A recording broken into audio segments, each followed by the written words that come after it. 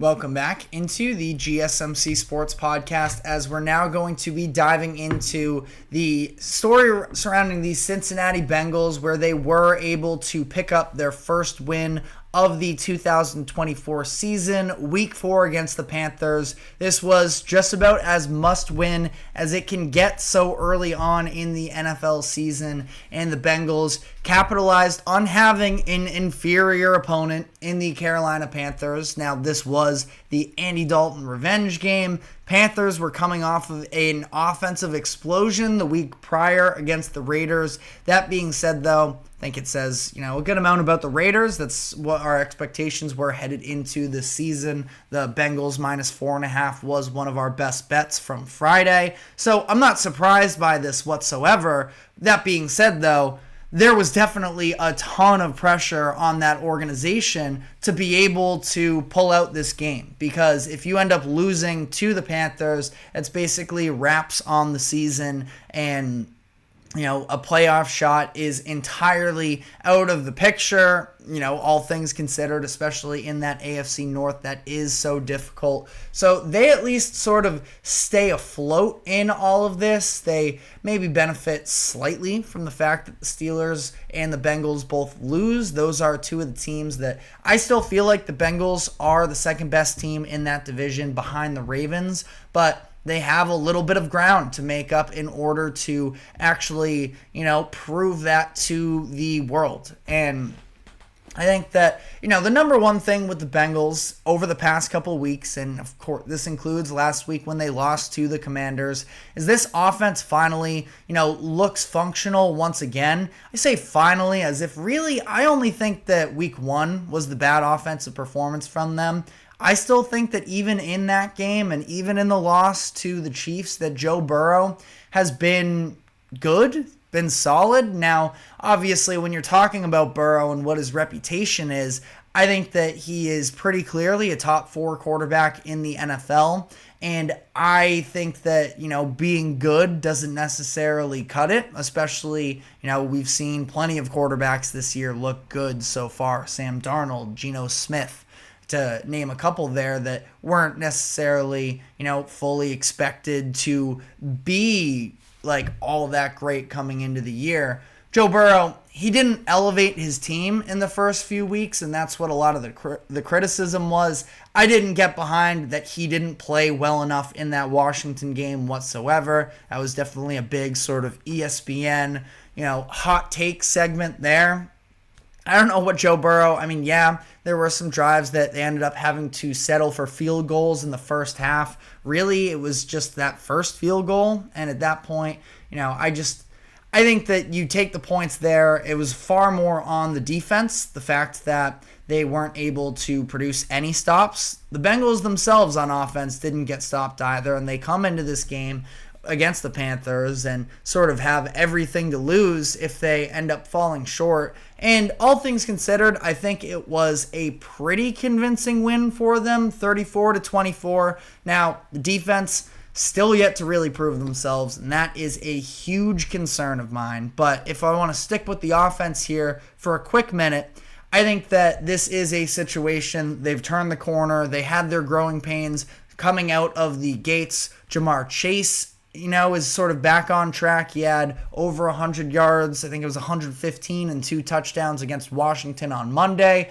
In this game, 85 yards and a touchdown. The majority of them coming on that 163-yard touchdown, but you'll take the production however it comes. T. Higgins, a lot more involved in the offense, led the team in targets with 10, ended up with 6 catches for 60 yards. So that is also a positive sign in my books. And then saw some, legitimately good running from that combination in the backfield, Chase Brown and Zach Moss. Really, it was Chase Brown who emerged. Fantasy football users will probably point to the fact that Chase Brown was sort of having some higher expectations in his sophomore season, got out to an incredibly slow start where he only had 3 carries in game 1, 4 carries in game 2, but we're starting to see him get some more looks, and Ultimately, you look at this situation where now it's 62 yards against Washington, 80 yards and 2 touchdowns in this game.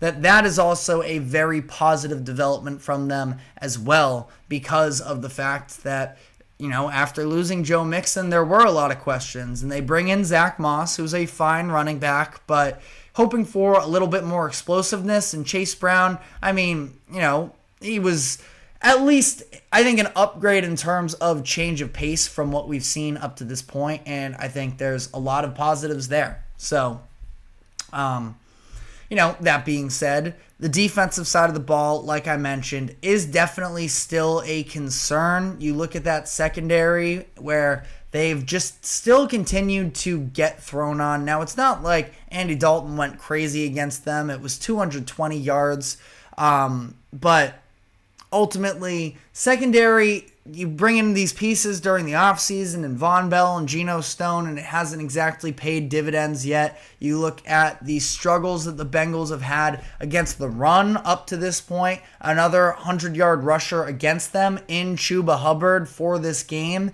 and that has definitely been a clear issue. Lou Anarumo talked about it after the Chiefs game. At that point, in his eyes, it was just trying to make sure the ball was getting out of the hands of Patrick Mahomes. But then you look at these past couple of games as well, where you let the Commanders they did a better job actually against the Commanders, so I should correct myself there. But you look at the situation now against the Panthers where, Andy Dalton, he's a good quarterback. The Bengals, I'm sure, internally definitely respect him, considering they are aware of the years that he's had in his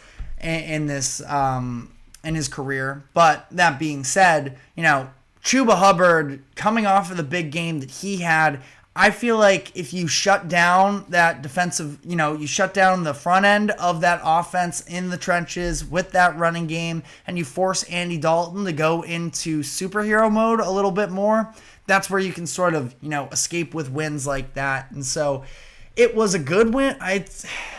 It was a win for the Bengals, definitely. I still don't think it teaches us anything new about who this Bengals team is. I think it provides some reassurance for the offense, now once again being prominent. That being said, though, the real test is going to be this upcoming week against the Ravens, where if they can pull that one out, I think they are pretty comfortably back on track in all of this. But based off of the way that they've been ran against through, I'd say really 3 out of the 4 games, because I'd throw the Patriots week 1 in there as well, that I feel like this is going to be a situation where the Ravens are going to have a lot of opportunities to run on this Bengals defense. Can they shut that down? Can they make the adjustments there? Because I talk about the secondary. I do feel like there are players in that group that I do like. It's just they haven't really shown it up to this point yet that they're capable of doing that. I feel like you commit to stopping the run of the Ravens. They don't exactly have a ton of high-flying pass catchers. Zay Flowers is a good player.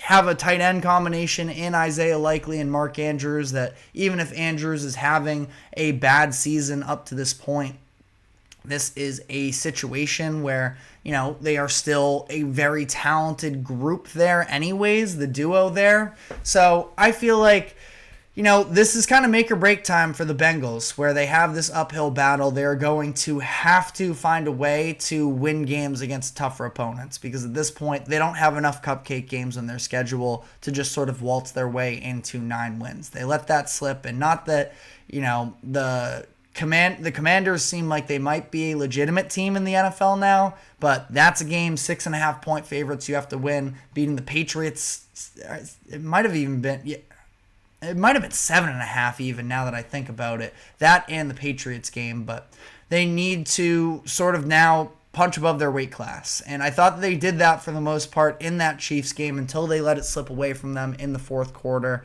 And now is sort of the time to prove themselves. But let me know what your thoughts are in the comment section, as we're now going to be switching gears here to the MLB, where the wild card series are taking place now. We have a game going on right now that's off to a hot start for one potential Cinderella team. So we're going to be talking about what was a crazy day in the MLB yesterday with the doubleheader between the Braves and the Mets. And then we're going to be running through all of the matchups and I'm going to be making my picks for this round of games. So stick with us and we will be right back after this quick break.